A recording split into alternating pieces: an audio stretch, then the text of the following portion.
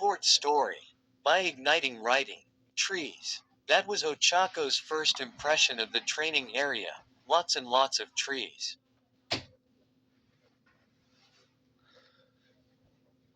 She looked around in confusion, wondering if she and the other Class 1A students had come to the wrong place.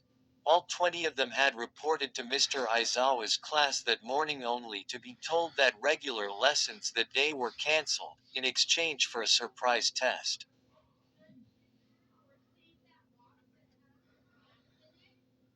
In spite of their questions, Mr. Izawa had remained tight-lipped, and the only instruction he'd given them was to report to one of the training grounds they'd never used before. It had turned out to be clearing of a forest, right on the edge of the UA campus, but after a few minutes of standing around in silent anticipation, nothing had happened.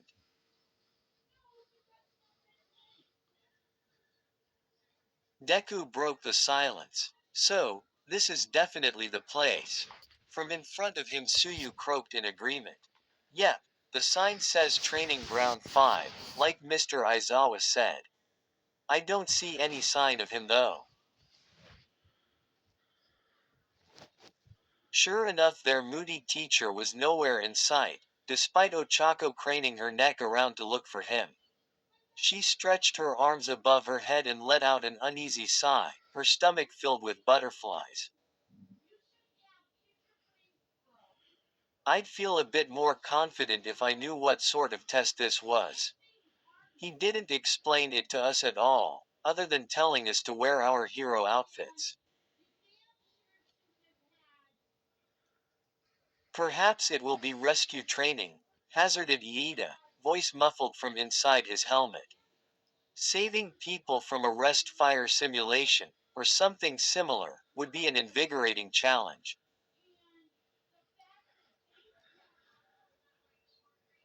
"Nah, for rescues they'd just take us to the USJ," answered Kirishima. "I hope it's combat. I've been itching for a chance to do some sparring." He flashed a toothy grin towards Bakugo, who responded with a scowl, and then turned to Deku.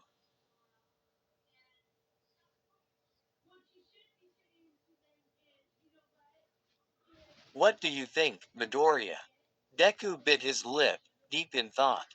"If it's a woodland setting, I'm guessing the test will be to do with the environment we're in, maybe survival training, where we have to camp in the wilderness. Or something to do with the terrain. There are so many possibilities, probably to keep us guessing so that the test comes as a total surprise and catches us unaware." Suddenly aware of how negative he'd sounded, he waved his hands in front of him hastily. But whatever it is, we've all worked so hard to get this far. I'm sure we can handle it." Despite her nerves, Ochako managed a grin in response, thankful for his attempted encouragement. She opened her mouth to offer her own support, but before she could speak she was almost deafened by a shout from across the clearing. "Hey Class 1A kids. I hope you're all ready to start your surprise test, oh yeah." Ochako jumped like she'd been electrocuted, and Deku let out a yelp of shock. Hands over her ears to try and stop her head from ringing, she whirled around to see Present Mike, greeting them with a sheepish wave as several of the students glared at him.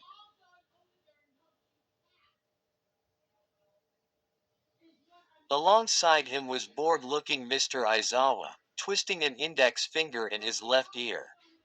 "That's enough waiting. Time to explain why you're here. To put it simply, the test is a stealth mission, where you'll be working in pairs. And it will go towards your final grade."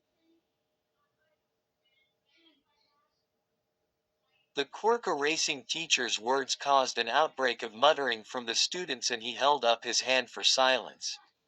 "Let me finish. I'll give you all an example of how the test works. Our first pair will be Tenya Iida and Minoru Mineta, Team A.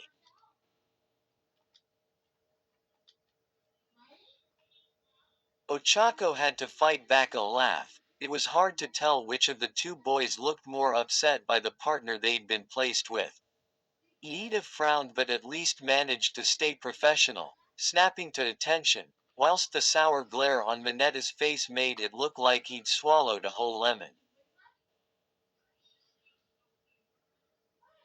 Mr. Aizawa continued, ignoring their reactions. The two of you will be tasked with holding onto these. He held up a pair of headbands, similar to the sort used in the cavalry battle from the sports festival. To pass, you will need to keep these headbands on and reach the other side of the forest without being detected by the pair on Team B, promoted stories.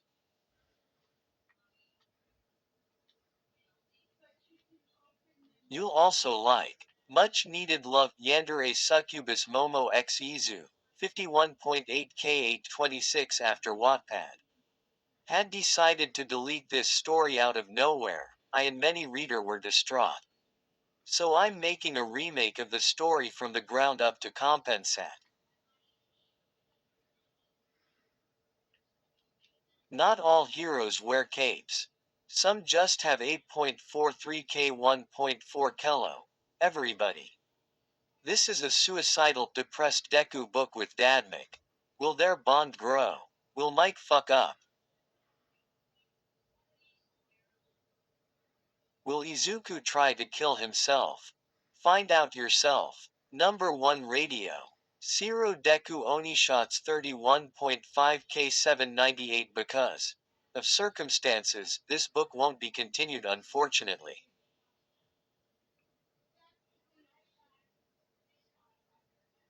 Feel free to check out my other stuff.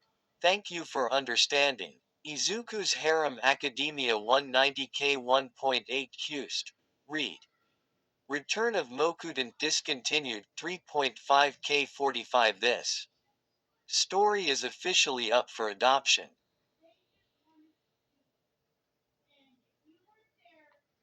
If anyone is interested, message me or comment on the story. Convicted Hearts 3880 like my other story but ILI longer.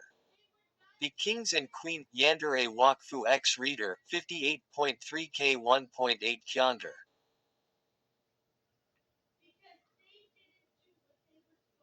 Wakfu X Reader. Images do not belong to me unless stated. Wakfu does not belong to me, it belongs to Enigma. This is being rewritten in another book on my profile. That would be Yuga Aoyama and Katsuki Bakugo, chimed in present Mike. This time Uraraka had to bite down on her lip to prevent her giggles from escaping.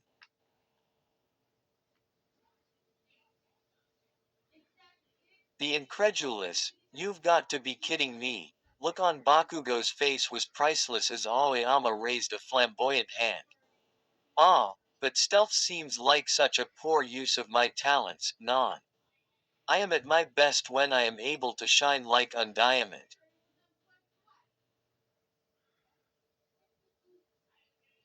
Mr. Aizawa shook his head firmly. Stealth can be important for Team B as it is for Team A. Whilst Team A's objective is to reach the other side of the forest with their headbands, Team B's task is to locate Team A and snatch their headbands away.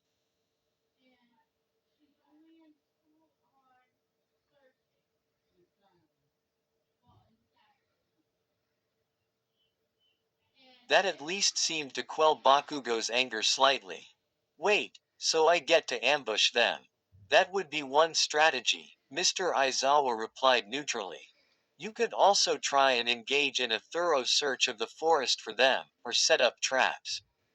The only rules are that Team A can't remove their headbands and that only one member of Team A needs to reach the other end of the forest. If you catch on team member but the other makes it through, Team A will be the winners. Oh, and there's a time restriction. If at least one member of Team A doesn't reach the other side of the forest within 20 minutes, they lose. Bakugo grinned wolfishly. I won't even need the time limit. I'm gonna hunt down Four Eyes and Great Boy and blast them to bits. Mineta flinched at Bakugo's threat, but Iida brushed it off.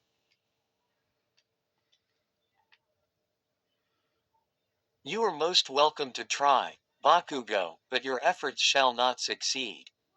Come, Mineta, let us prepare for our test. With that, the teachers directed the two groups team to their respective starting zones, and a buzz of discussion broke out amongst the remaining students. Man, this test sounds pretty tough, Ochako said, leaning against a tree trunk. We've not really done much stealth training before. And since we don't know who we'll be partnered with, it's hard to come up with a plan.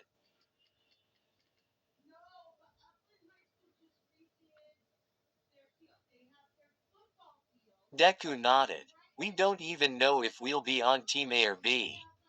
I guess this is about more than just testing our stealth. It's to see how fast we adapt to an unexpected team or objective. Plus, some people have quirks that are more useful for stealth than others, so the team probably won't be completely balanced. A few people are gonna be at a big disadvantage, like Kaminari or Todoroki.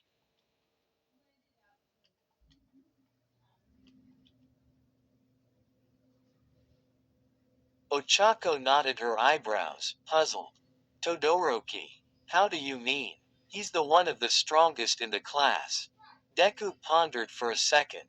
Well, he's got an incredibly powerful quirk, but it's not something he can use easily without giving away his location.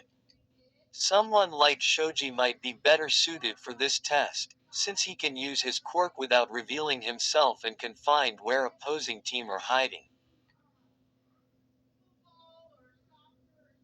Ochako listened, slightly in awe. His mind seemed to jump 10 steps ahead of hers. The way he could work out the likely strategies of just about anyone in the class was hugely impressive. That makes sense, yeah, she said slowly. Wouldn't Suyu or Siro also be good at this sort of test? They have quirks that let them move about easily in the treetops.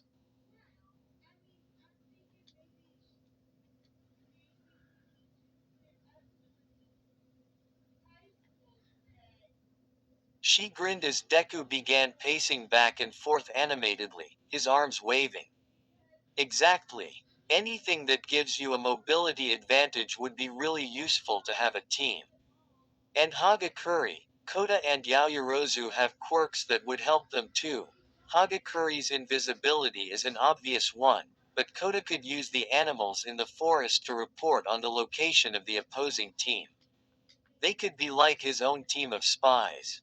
And Yaoyorozu would be able to create all sorts of materials, like camouflage paint, heat vision goggles, and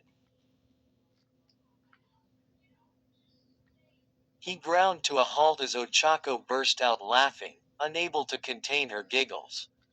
Sorry, but it's funny. You're getting so excited over a test. Aren't you nervous at all?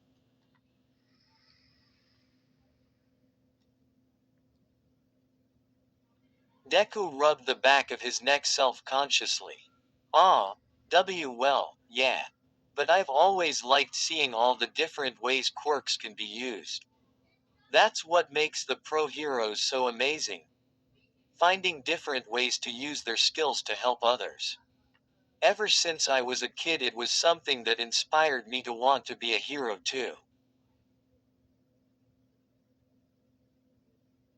It made Ochako's insides shrivel up when she remembered that she'd previously described him as Plon. With his face lit up, eyes bright and skin flushed beneath his freckles, Plon could hardly be further from the truth.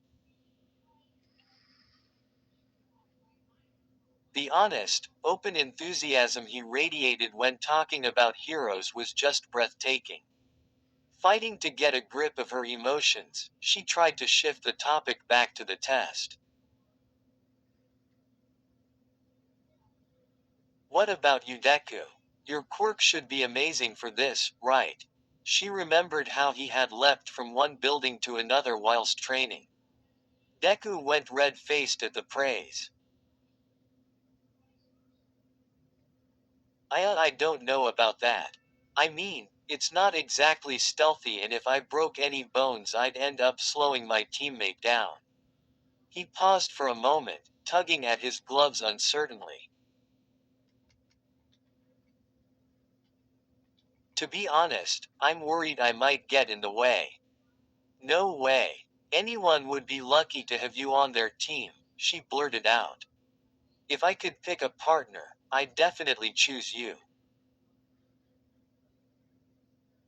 Deku stood there slack-jawed for a second, shock written all over his face, before her mind caught up with her own outburst and her face flushed scarlet at the implications of what she'd said.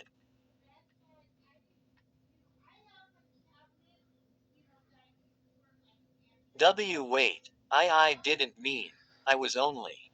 Her embarrassment was spare as at the moment the two teachers returned to the clearing. Okay, everyone be quiet and take a seat, drawled Izawa. The first test will be starting shortly. When it's not your turn, you'll be watching the others. Pay close attention. Present Mike unveiled a folded up projector screen and after a bit of fiddling managed to set it up to Ochako's surprise. Displayed on it was a view of several cameras, placed around the forest to monitor the team.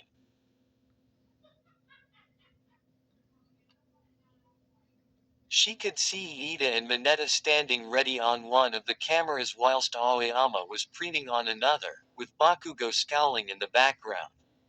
Satisfied that the cameras were all showing correctly, Present Mike took a deep breath and Ochako covered her ears just in time.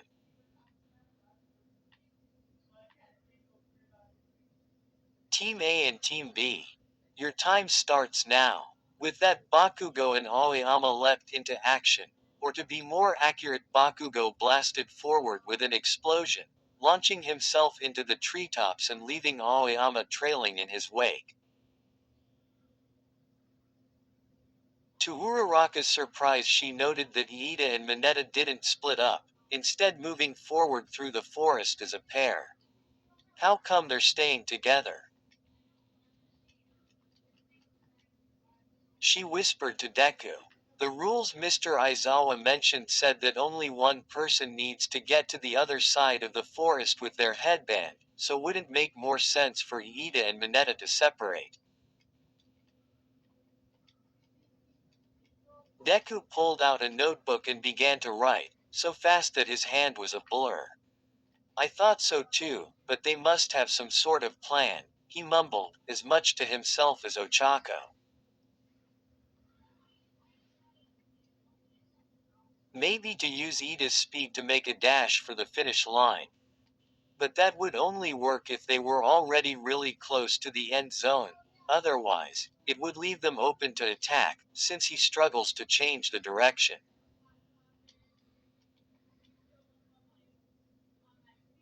The first 15 minutes of the test were tense to watch. It became obvious early on that Bakugo's strategy was to smoke Iida and Mineta out by zigzagging through the forest canopy and launching a near-constant barrage of explosions whilst Aoyama stayed back to guard the exit area.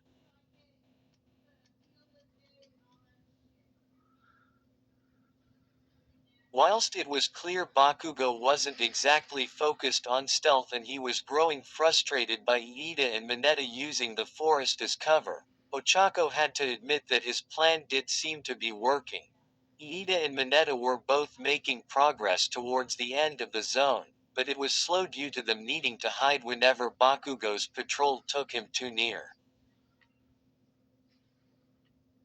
Neither of them had been spotted, but both of them had also been unable to find an opportunity to use their quirks, and she remembered Deku's earlier words.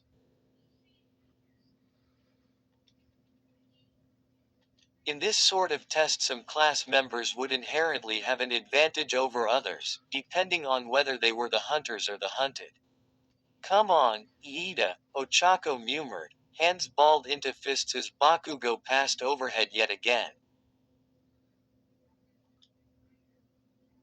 You can do it. Deku looked at the countdown clock on the corner of the projector screen. But there's less than 5 minutes to go at this rate. Ida's gonna run out of time. As the clock ticked down to just 1 minute remaining, Ida finally made his move. Lifting Mineta onto his back in a piggyback, Ida fired the engines in his legs and bolted forward like a streak of silver lightning, Mineta clinging on for dear life.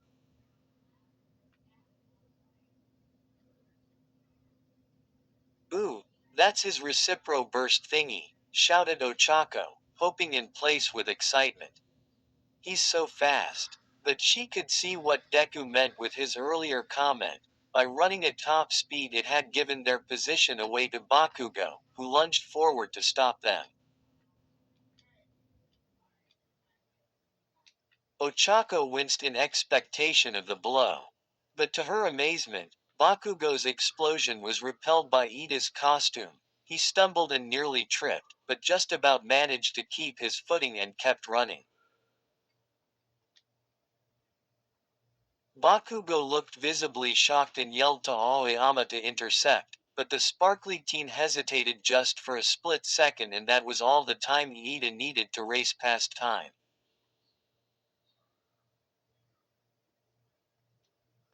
Deku and Ochako both cheered simultaneously as Present Mike threw up his hand. The winners are Team A, Minoru Mineta and Tenya Iida. Bakugo was fuming and immediately began berating Aoyama for not reacting fast enough, but it was too late to make any difference. Watching from the forest clearing, the rest of the class erupted with activity, everyone discussing how Iida and Mineta had managed to pull off the win. How come Bakugo couldn't blast him away? Called out Kirishima, puzzlement lining his face. Ida's armor isn't that tough, is it? Maybe Bakugo was holding back, mused Kaminari. Then again, this is Bakugo we're talking about. I don't think that guy knows the meaning of the word restraint. Deku, who had been studying the screen avidly as it showed a replay of Ida's burst of speed, suddenly jolted forward.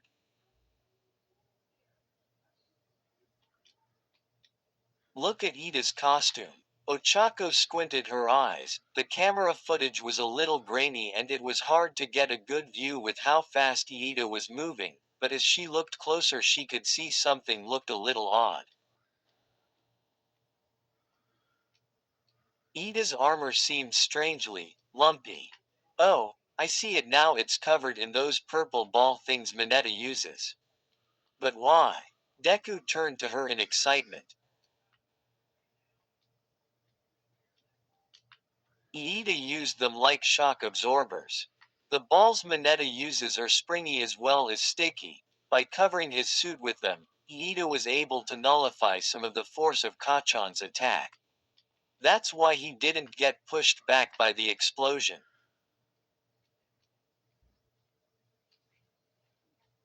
Ochako listened, wide-eyed. That's so cool. Do you think he was planning it the whole time? Indeed I was, Uraraka.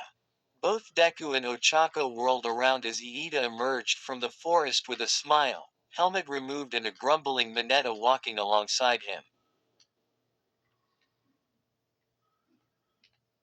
I still think it's not fair how you hogged all the glory, the shorter boy complained. It was only because of my quirk that your plan worked. He slouched off, still complaining under his breath about being upstaged and not being noticed by girls. Bakugo and Aoyama followed behind, with Bakugo still glaring daggers at the twinkling hero in training. Ochako ran over to Iida, beaming at his victory.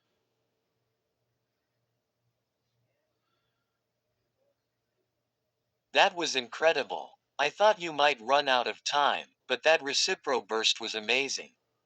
Deku nodded fervently. You've always been super fast in a straight line, but it looked like you were able to manage changing direction too. And that plan to use the sticky balls was a great idea.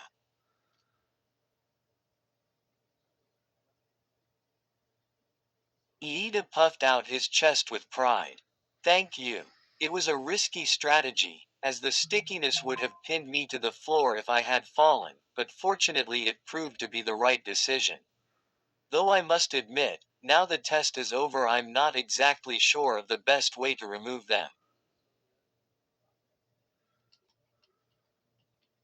He prodded at one of the purple orbs, but it refused to budge and Iida sighed in defeat. Ochako let out a burst of laughter at her friend's predicament, but before she could say anything further, Mr. Aizawa's voice called them back. I'll provide more detailed feedback once everyone has completed the training, but for now it's time to move on to our next pairings. Team A will be Denki Kaminari and Mezzo Shoji versus Mina Ishido and Toru Hagakure on Team B.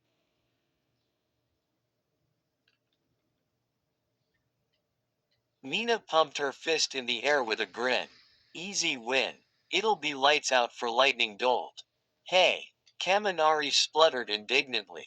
Hagakure nodded eagerly, or at least Ochako assumed she nodded, and the two teams made their way towards their starting areas.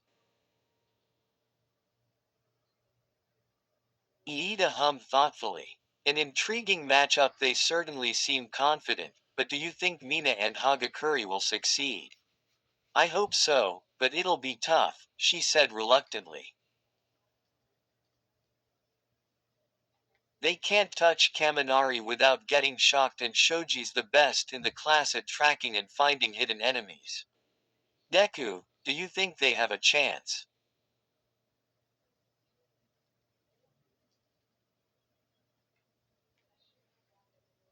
Deku flicked through his notebook and came to the page he'd made on Shoji. I think they might be able to pull it off. Shoji's senses are really impressive, but from seeing him in other tests, I don't think they work over long distances. When he creates those extra ears, he has to be fairly close to listen. I make his top range a few hundred meters, so if Ishido can keep him occupied with her acid, Hagakure might be able to catch them off guard.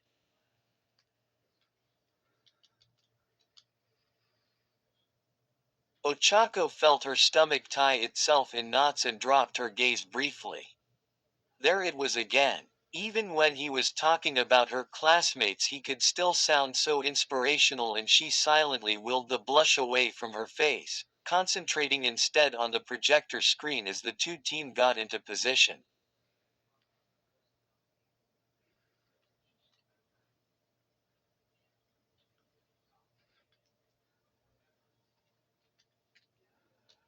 As the second round of testing started, Ochako saw that Deku's analysis was spot on. Shoji could scout ahead short distances, but not through the whole forest, and when Mina used her acid to make some of the forest floor into a mini swamp, Kaminari and Shoji were forced to take a diversion. It was there that Hagakure was waiting to ambush them. With Shoji distracted by avoiding the swamp, she was able to shove him back, knocking him into Kaminari. The electricity user accidentally discharged and poor Shoji was fried. With Kaminari's brain short-circuited and Shoji left twitching, Ochako cheered out loud as her friends emerged with the headbands, Mina doing a victory dance for good measure.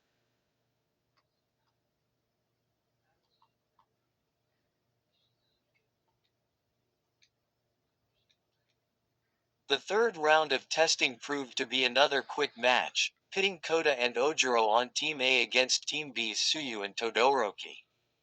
Deku had wondered how Todoroki would use his quirk, but had been impressed to see how Todoroki used his flames to create a smokescreen. The thick black cloud proved to be doubly useful, not only helping obscure himself and Suyu but also scaring away the birds that Kota tried to call. And in the thick smoke, Suyu was able to drop in from the treetops and snatch Ojiro's headband before he knew what had hit him. And a thought hit her like a bolt from the blue. Deku still hasn't had his turn yet either. That means I'll either be on his team, or he'll be my opponent.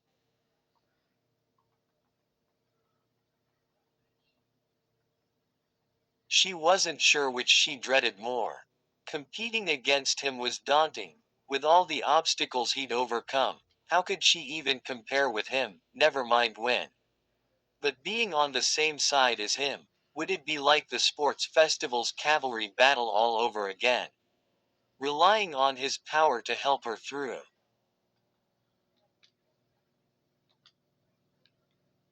Quote dot. Uraraka, are you okay? She was jolted from her thoughts by Deku's concerned words and put up a false smile. Oh sorry, I must have zoned out for a second.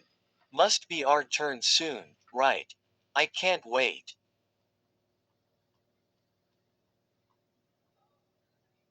Deku looked unconvinced by her answer, but thankfully she was spared any further questions as President Mike's voice boomed out. Time's up. Since Team A failed to reach the end zone, Eijiro Kirishima and Momo Yaoyorozu win.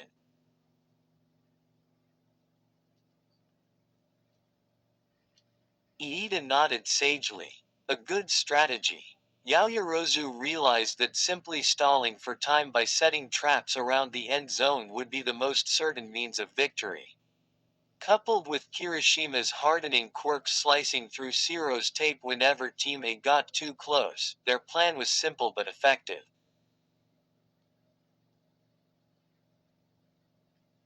Ah, yeah, you said it, Iida. Ochako squirmed, embarrassed that she had spent the majority of the last test lost in her own thoughts. Mr. Aizawa stepped back to the front of the class and cleared his throat.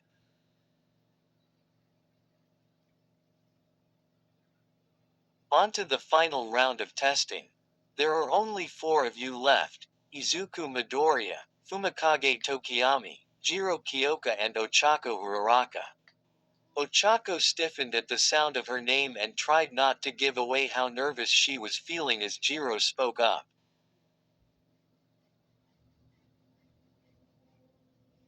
So, who are we paired with? You will be on Team B, with Fumikage. And on Team A are Midoriya and Uraraka. The first sensation Ochako felt at hearing the team was pure, unfiltered relief, swiftly followed by a wave of guilt. She should be focusing on how they could win as a pair, not second guessing herself at every step and turning to Deku for support. She wrenched her thoughts back to the task at hand as Mr. Aizawa handed her and Deku a headband each.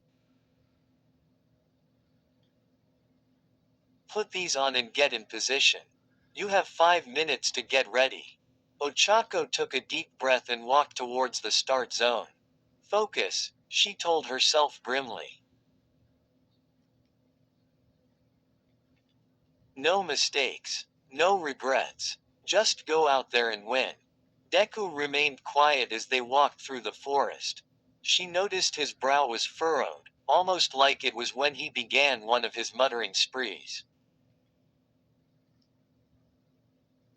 As they came to the marked out starting zone, she puffed out her cheeks and did a few warm up stretches. It's nice to be teamed up with someone you know, huh? She said, trying to break down some of the tension and fill her voice with a confidence she didn't feel. Deku opened his mouth and seemed to be wrestling with something before he finally blurted it out. Uraraka, you know you can talk to me, right? The question caught her so off guard that her smile slipped. Where did that come from? Deku shuffled his feet nervously.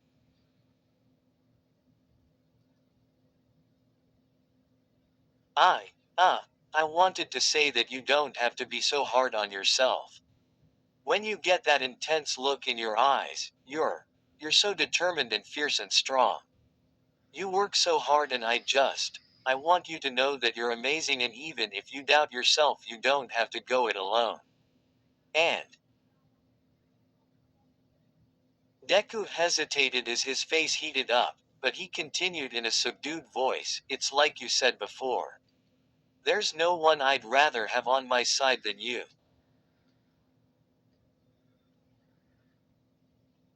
Ochako opened her mouth wordlessly, stunned, and it took her a couple of seconds to regain her composure. She wanted nothing more than to hug him and show just how much his words meant to her, but managed to limit herself to the biggest, brightest smile she could muster.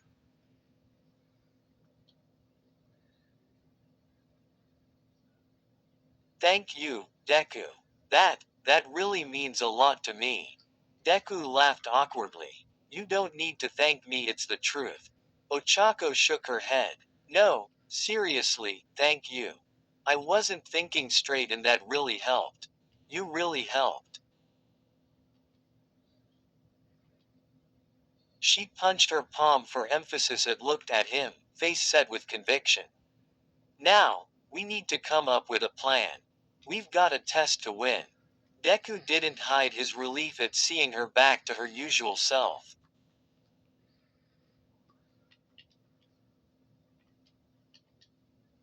Yeah, you're right. First of all, we need to work out what Tokiyami and Jiro will most likely do. Ochako tugged at her headband in thought. Well, since they're on Team B, they'll need to prevent either of us from reaching the end zone. Since neither of them are super fast, they'll probably stay together, right?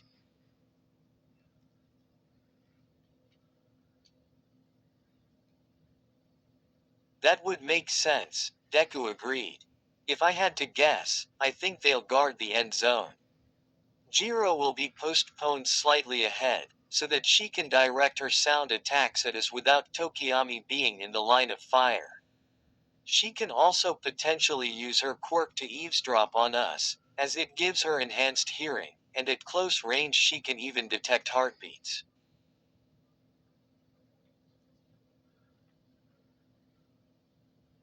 You know all that just from watching her in class? Ochako asked, raising her eyebrows. Geez, how detailed are your notes? Deku looked sheepish. Some of it is speculation, but I think I've got a pretty good idea of what everyone can do. It's kinda embarrassing talking about it though. Hey, that's a good thing, Ochako grinned. Being a hero nerd has its advantages. She nudged Deku teasingly and he went red, somehow managing to look both bashful and a tiny bit pleased at the same time.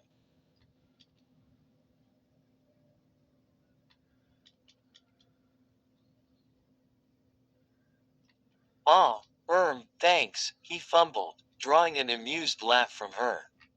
I know Tokiyami's quirk a bit better, since I've teamed up with him before and seen him fight at the sports festival. If I was him, I would stay at the back, blocking the end zone like a last line of defense. That way, he'll be able to use Dark Shadow as a second pair of eyes, so that he won't have any blind spots. As a pair, he and Jiro have really complementary quirks. So we won't be able to sneak up on them easily then, Ochako frowned. And if we go with a full attack, we'll give away our position. Would a pincer attack work? If you came from the left and I came from the right. Deku pondered the suggestion. I don't know. Jiro's ears jacks can pick up vibrations from long distances, so she would sense us both coming just from our footsteps.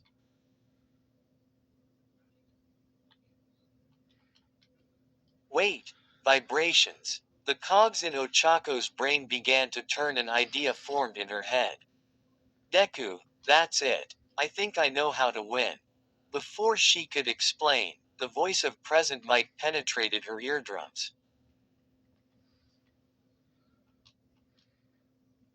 Team A and Team B, for the final time today, begin. Shaking her head to try and stop her ears from buzzing, she scowled in frustration. She remembered Deku's theory from earlier. Now that the test had started, Jiro could be listening. Speaking her plan aloud it might give away the game, and her idea relied so heavily on the element of surprise that she couldn't risk it. She looked to Deku, who gazed back at her and smiled encouragingly, and her eyes widened as she realized that he was putting his faith in her.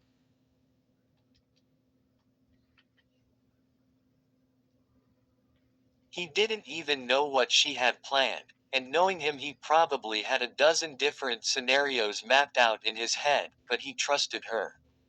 It was scary and empowering all at the same time. For so long she'd looked to Deku's example whenever she was in trouble, but now he was relying on her and she refused to let him down.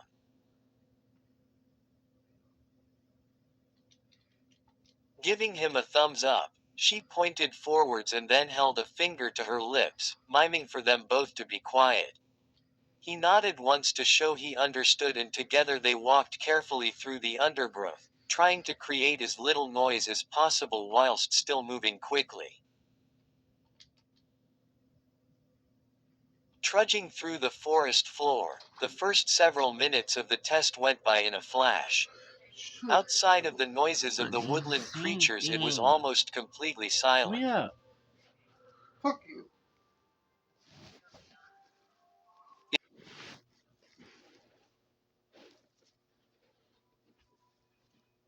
Silent. It seemed that Deku was right, that Jiro and Tokiyami had chosen to stay back rather than try and hunt them down, but the quietness was unnerving.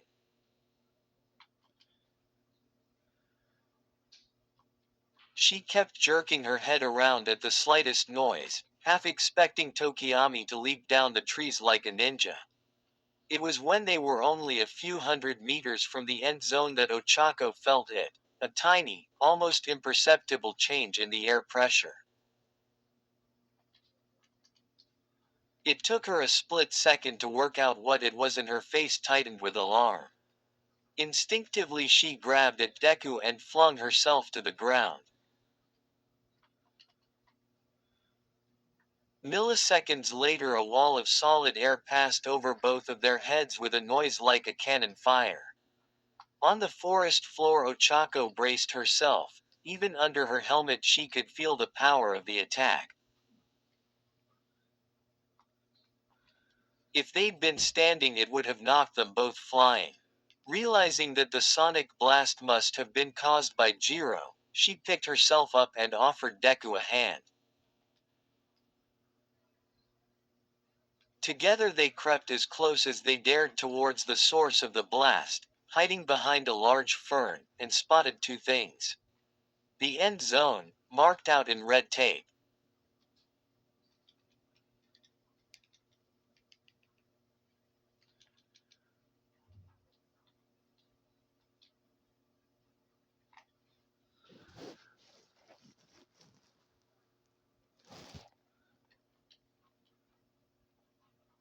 And their opponents, lying in wait. Dimly Ochako heard Jiro's voice, sighing in annoyance. Still no sign of them. I'm sure I felt their footsteps vibrating, but I must have missed. Have you or Dark Shadow spotted them yet? She couldn't quite make out Tokiyami's reply, but it must have been negative as Jiro shook her head. No, they'll definitely be here.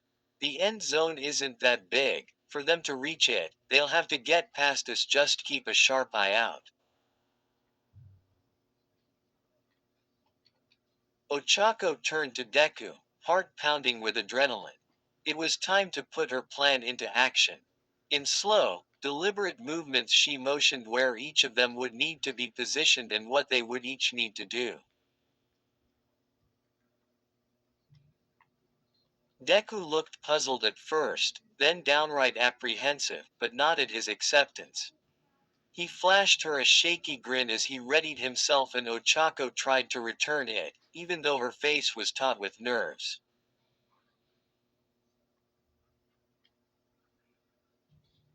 She counted down on her fingers. 5, 4, 3, 2, 1.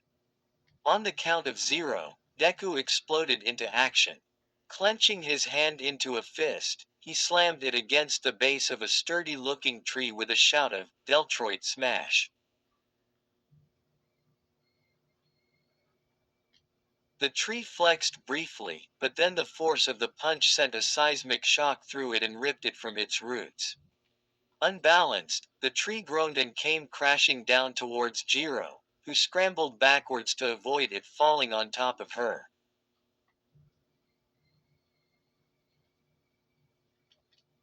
It's Midoriya, she shouted, eyes scanning the forest. He's here. Tokiyami, don't let him get near the end zone.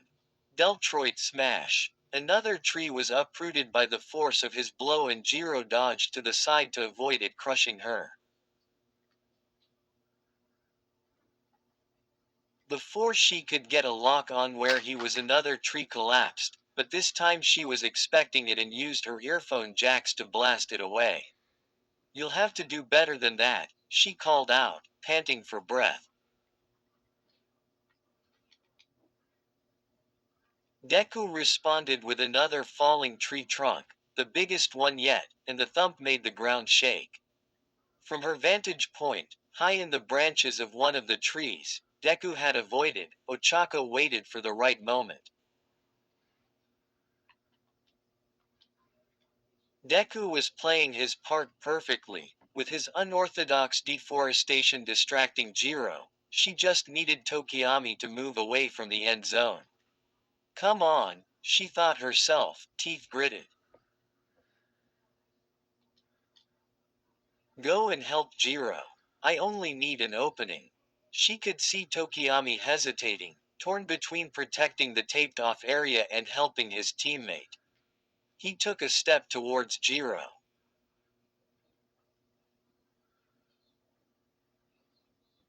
And another. That's it. Dot 1. Final step. As Tokiyami inched forward a third time, Ochako clasped her hands together and activated her quirk. Floating slowly into the air with practiced precision, she reached for the trunk of the tree, placed her feet against it and pushed with her soles. Now she was gliding noiselessly the open air towards the end zone. Her guts clenched painfully at the weightless sensation, but Ochako powered through the discomfort.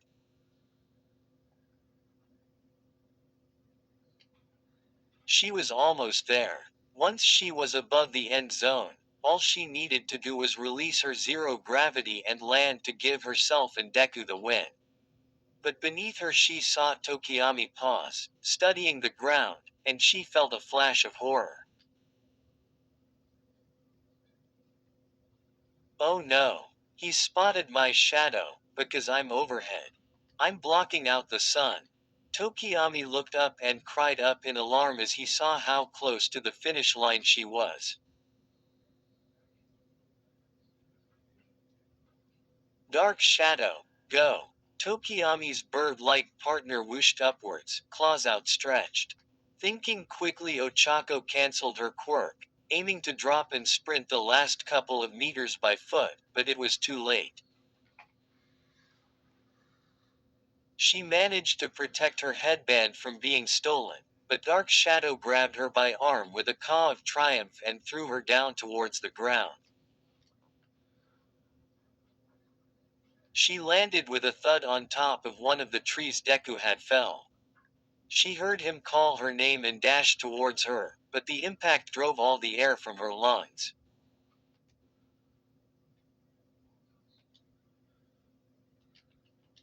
She was going to have bruises all down her side tomorrow. Ignoring her injuries, she clambered back to her feet. Her ankle flared with a jolt of pain and she let out a hiss. She suspected she'd sprained it upon landing, but hobbled forward, surveying the situation. It didn't look good. Tokiyami had moved up alongside Jiro and the two of them were blocking her path. Frantically, Ochako tried to think another path past them. Could she and Deku fight? No, she could barely put any weight on her ankle and their exposed headbands would just be plucked from their heads if they tried to brawl. Stealth was out of the question too now that both she and Deku were out in the open. And as she checked her watch she saw that they only had a minute left.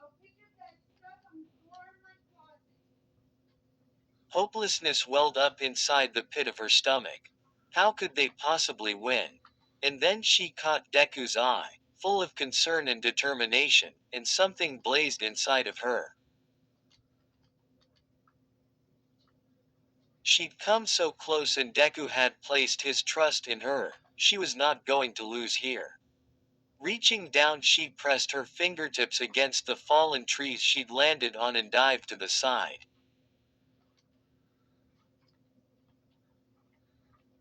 Deku, swing. It was like he read her mind. Before she even hit the ground, he was moving and his speed was indescribable. She didn't know how a person could even move so fast. It was like a blur of green fireworks. In less than a second, he had picked up the weightless tree trunk, hefted it behind him and swung it like a baseball bat right into Tokiyami and Kyoka.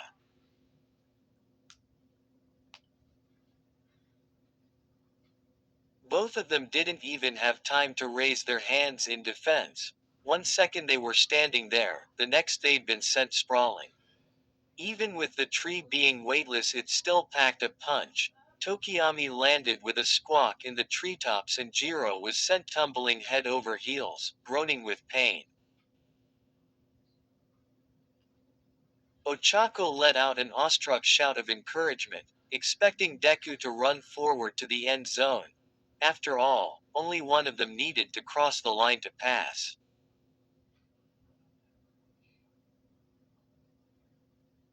What she didn't expect was for Deku to turn to her, gently pick her up in his arms, and jog the remaining distance to the finish line.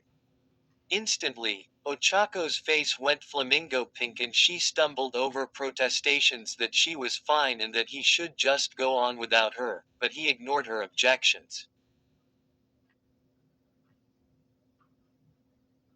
Instead, striding purposefully to the end zone.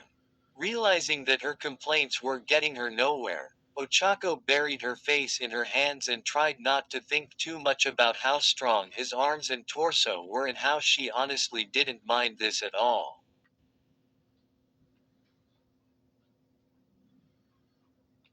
As they crossed the line, Present Mike let out a booming cheer. What an intense finale! Team A, Izuku Midoriya and Ochako Uraraka, are the winners. Deku let out a sigh of relief and looked down at her, worried. Uraraka, are you okay? I saw landed on your ankle, do you think you can stand? Face still flushed, she nodded shakily. I think so, can you? Can you let me down? In spite of her embarrassment, she had to suppress her giggles as Deku's face somehow managed to go white and red at the same time, making him look like a raspberry sundae. Awa, I'm so sorry. I just couldn't leave you behind and I saw that you couldn't run yourself and your foot looked really painful and. It's okay, she interrupted gingerly. Thanks. She stepped down from his arms, trying not to show how much she missed their warmth, and sat on the forest floor. Her ankle was still throbbing, but at least she was able to still move it, albeit painfully. Deku squatted down to join her and surveyed the devastation they'd left in their wake. I hope I didn't go overboard on Jiro and Tokiyami. I didn't mean to hit them that hard. They'll be fine, Ochako assured him. But wow, what a hit.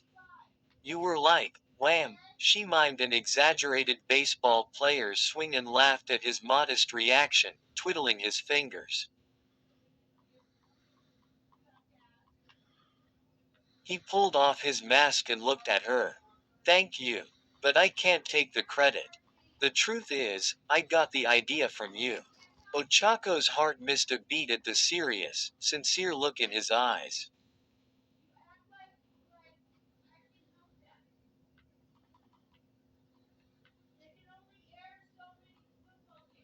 Me, she repeated. But I didn't do anything. My plan failed when Tokiyami spotted me. That doesn't matter, Deku insisted. Even when it didn't go to plan, you adapted. If you hadn't made the tree weightless, I would never have been able to swing it fast enough. And like I said, it was your idea originally. Back when we first teamed up, remember? It was us two against Iida and Bakugo. You used the pillar to hit the debris at Iida. Ochako sat there mute, not trusting her voice. All the times she had turned to his example for inspiration, all the times she'd thought to herself, what would Deku do?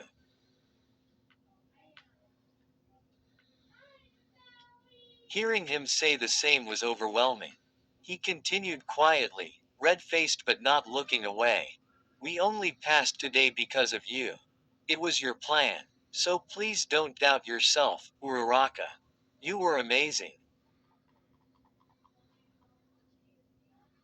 Ochako's bottom lip quivered, and as she took a trembling breath something snapped inside her.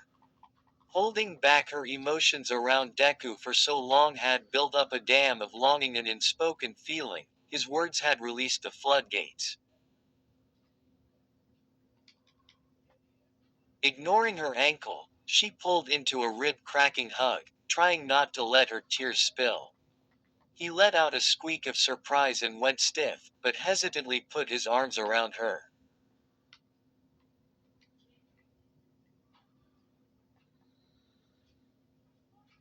You Uraraka. What are you? We were amazing. Despite the wellspring of emotions pouring out of her, she spoke the words with absolute certainty. Working together with you, I feel like I can do anything. And knowing that you're there to support me, it means the world to me. It makes me want to be better, to keep growing, to keep becoming a stronger person. She still had so much left unsaid, but she wasn't quite ready for that, so she released him from her grip. Deku sat stunned for a second, before a small, heartfelt smile made its way to his lips. Yeah, let's keep inspiring each other. To be the best heroes. Ochako gave a smile of her own. And the best team. Where stories live. Discover now.